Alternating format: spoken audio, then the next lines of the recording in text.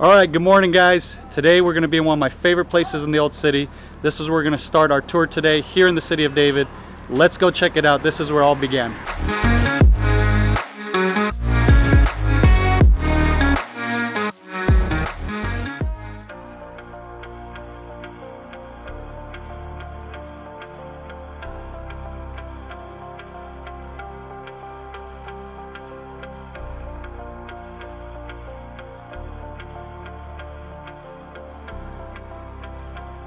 All right, so now that we have had our coffee, we are headed to the overlook where we can get an overview of the City of David and the tour that we're going to start with our tour guide.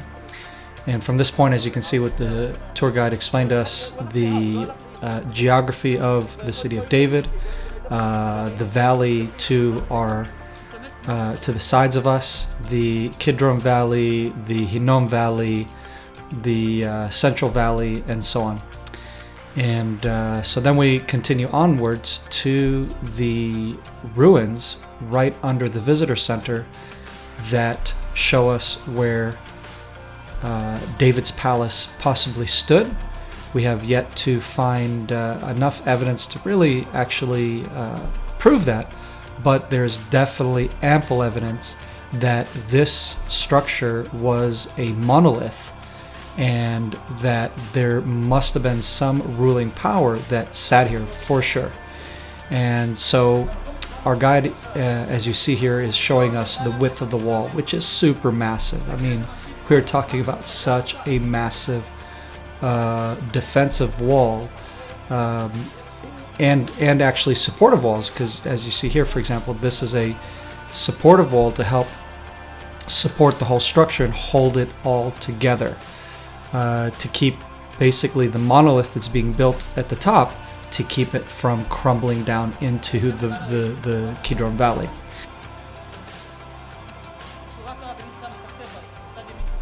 So what do we know from the archaeology? The archaeology gives us a timestamp from year 1020 1030 minus to year 900 plus or minus. So in between that like 100-year period, let's say, you have a timestamp for what's been dated behind me here from what was found in the archaeology. And just behind me, you see one of the most important archaeological sites or finds here in the ancient city of David, or the Jebusite city, which before that was the Canaanite inhabitants.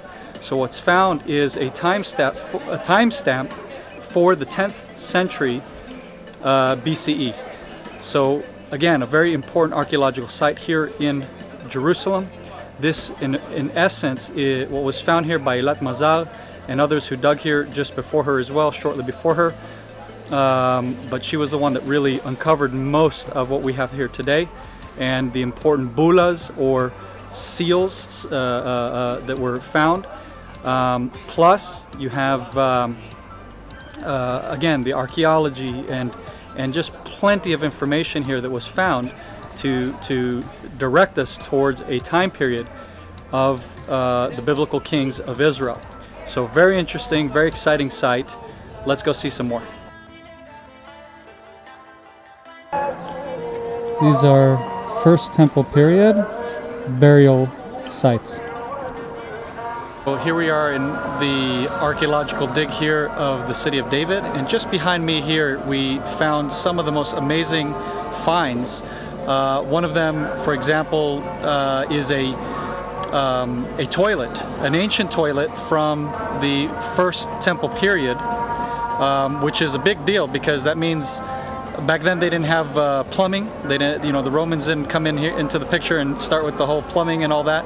So what it shows is that whoever lived here was very wealthy, because they basically had to have slaves to clean out the refuse once they were done doing their business. So you get the idea. So anyhow, whoever lived here was very wealthy, very well-to-do, and the structure itself is also a very elaborate structure, or meaning it's very nice, or like a real nice villa, if you will, a nice house of like what rich people live in today. If you can imagine the $8 million homes of Hollywood actors and that kind of thing, that's what they found here.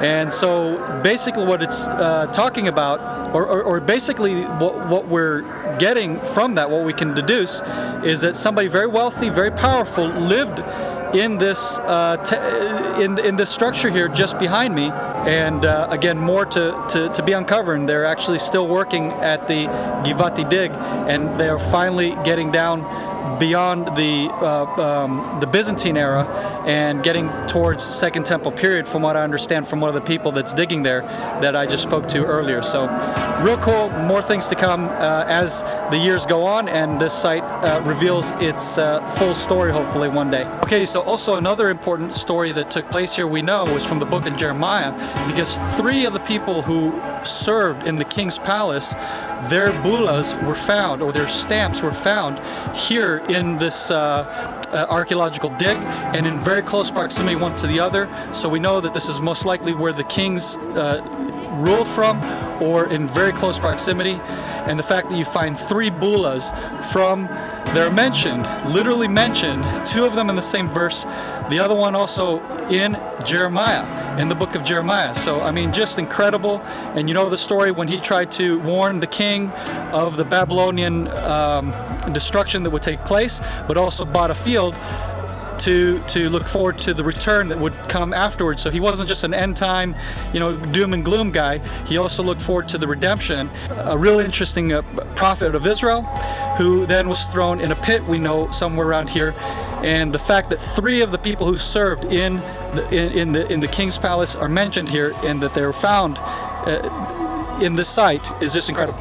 So we are continuing our tour and going to go through Warren's shaft, where we get to see Hezekiah's tunnel and the water channel that was dug during the time of King Hezekiah, which is just remarkable. And so you see here, this is one of the defensive fort, if you will, that protected the water system that led outside the city.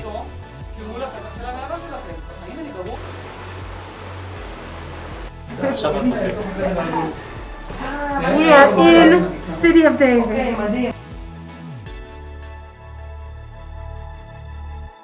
So finally, after going through the Hezekiah's tunnel and everything, we now get to enjoy a lunch break, where of course the coffee lovers amongst us are going to enjoy a cup of coffee and give us fuel to continue on with a long day.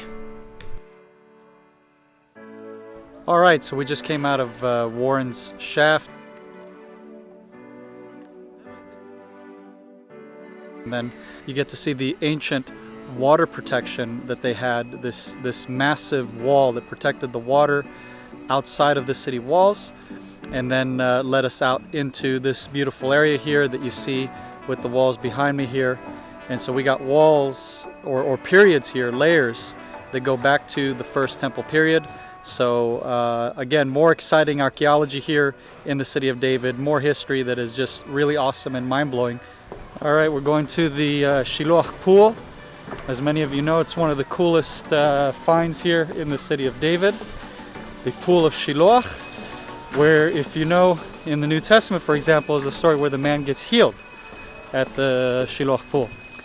So that's just on our right here ahead of us in just a minute. Because of the new winter rains, actually the pool was shut down. We were not able to access it at this time.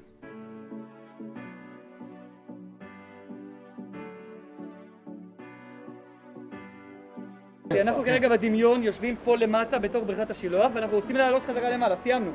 איך עושים את זה?